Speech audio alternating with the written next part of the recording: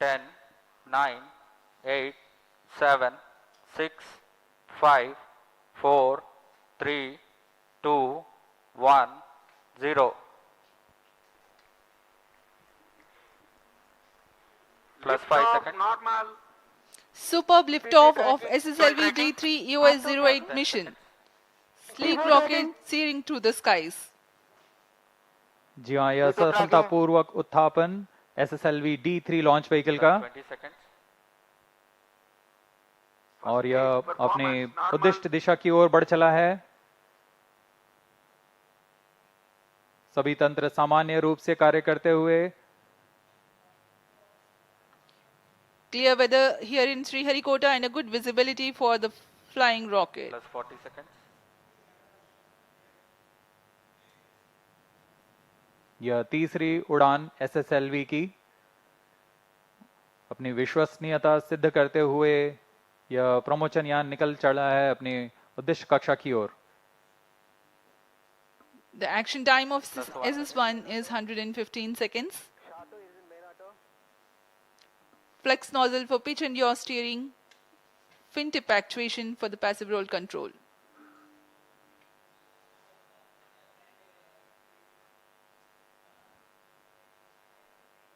First stage performance normal.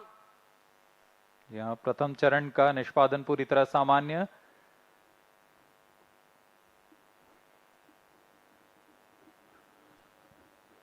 इसका कार्यकाल लगभग 115 सेकंड का होगा। इस दौरान यह लगभग 2500 किलो न्यूटन का प्रणोद उत्पन्न करता हुआ यान को दिशा की ओर ले जा रहा है।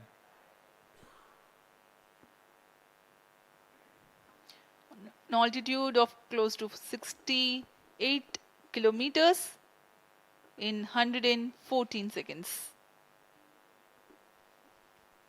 Plus 2 minutes.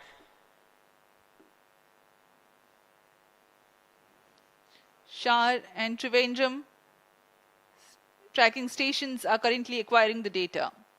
Stage ignited, first stage separated. जी हाँ, इस कड़ी में जैसा निर्धारित था द्वितीय चरण का प्रज्वलन शुरू हो चुका है तथा प्रथम चरण को सफलतापूर्वक यान से पृथक कर दिया गया है। We now have the confirmation of the completion of action of first stage, its separation, and the second stage already has commenced its operation. द्वितीय चरण भी ठोस नोदक पर आधारित चरण है। इसमें लगभग 7.7 टन का ठोस नोदक है और इस प्रज्वलन के दौरान 234 किलो न्यूटन का प्रणोद उत्पन्न कर रहा है। The payload fairing has been separated from the ongoing launch vehicle. SS2 currently operational. Plus 3 minutes. यहाँ भूष्मा कवच की कोई आवश्यकता नहीं रह गई है, जैसे कि यान घने वातावरण से बाहर जा चुका है तो इसे यान से पृथक कर दिया गया है। सभी तंत्र सामान्य रूप से कार्य कर रहे हैं। वर्तमान में द्वितीय चरण SSLV का प्रज्वलनरत है। Around 200 kilometers altitude. Shard, Trivandrum and Port Blair stations have currently the visibility of the flight path. यह चरण लगभग 109 सेकंड तक प्रज्वलित रहकर शांत हो जाएगा, फिर इसे यान से पृथक कर दिया जाएगा।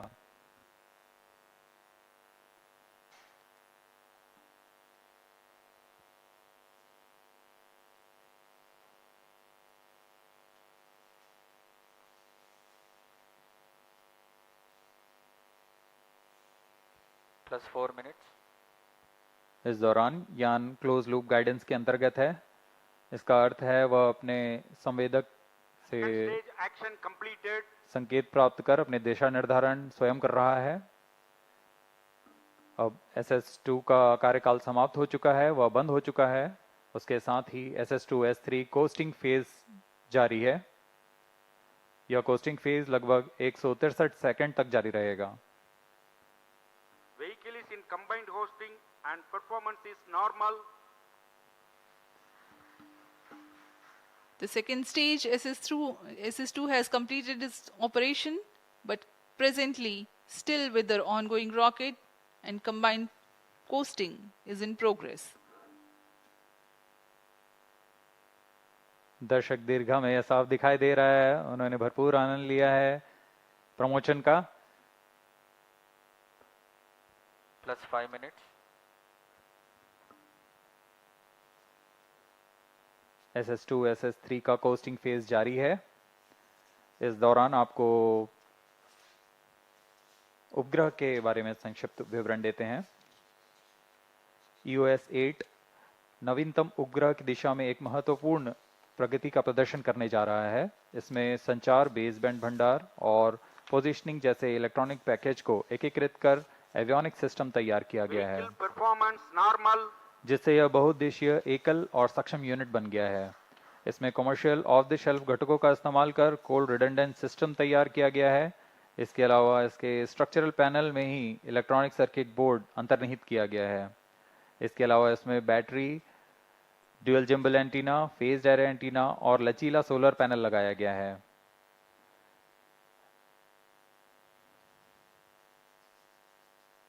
इनमें से हर एक घटक ऑन बोर्ड तकनीक का प्रदर्शन करने जा रहा है।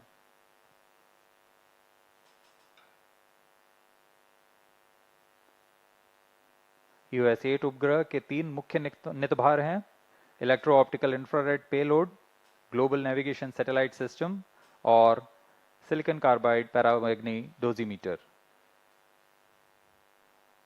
यह उपग्रह आधारित निगरानी, आपदा निगरानी, पर्यावरण, आग का पता लगाना, ज्वालामुखी, औद्योगिक और बिजली संयंत्र आपदा निगरानी जैसे कई अनुप्रयोगों के लिए तैयार किया गया है।